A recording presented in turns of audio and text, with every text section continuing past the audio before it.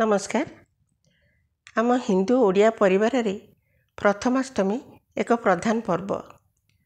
मार्गशीर मास कृष्ण पक्ष अष्टमी तिथि रे एही पर्व पालित हुए।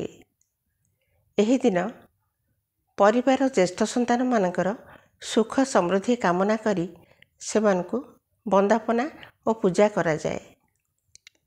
ज्येष्ठ संतान परिवार पिता समान अटे। एही दिन मामू माने नुआ लुगा और पिठा नहीं भणजा भाणीजी को पोढ़ुआ करने जाती। हलदी पत्र तैयारी एंडुरी पिठा प्रथमाष्टमी एक विशेषत्व।